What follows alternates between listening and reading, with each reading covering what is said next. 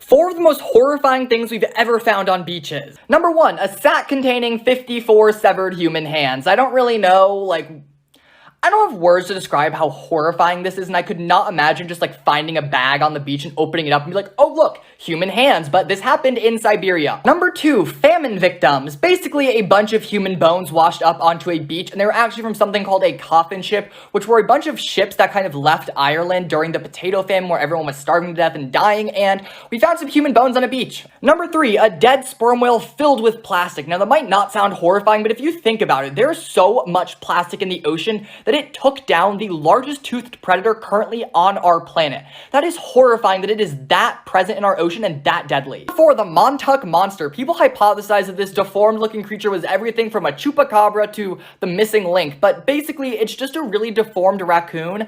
As horrifying as that looks, it's just literally a trash bin. Normal looking photos that have a disturbing backstory, part 13.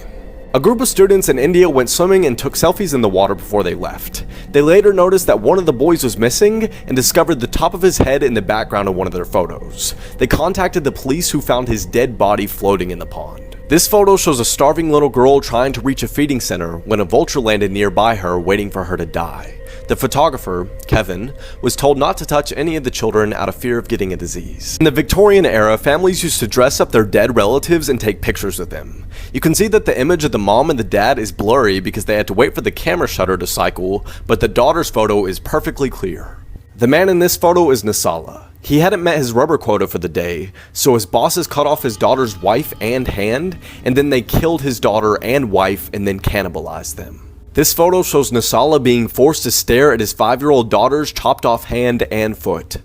This is why you should never talk to strangers. In the early 2000s, a young girl was waiting outside her friend's house peeling the bark off of a tree when a strange man approaches her. As he got closer, she could see that he was grinning ear to ear and his face was white as a ghost. He walks right up to her and pinches her on the arm and says, "How would you like it if I peeled your skin off?" Just then, her friend's mom yells for her to come inside, and the man walks away. It would be years before the girl's mother would finally tell her who this man really was. Her friend's mom had seen the man pinch her on the arm and had immediately called the police, who quickly rounded this guy up. Plastered all across the inside of his van were dozens of pictures of this girl, but what they found in his storage locker is straight out of a nightmare. In the locker was a chair with hand and arm restraints, next to it was an anatomy book, and hundreds of torture tools.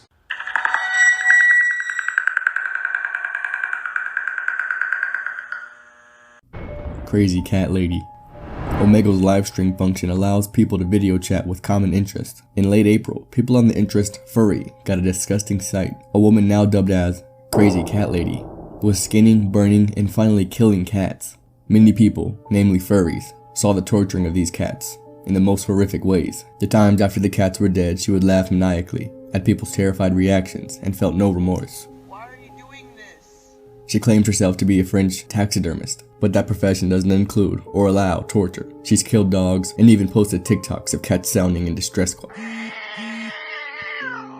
After this got big, she said she wanted to put the fear into people because she claimed she was abused by her ex, which is no real excuse to turn into a torturous monster. Many people are trying to figure out her identity and alert the proper authorities. May 3rd, law enforcement got involved and now are in a continuous investigation.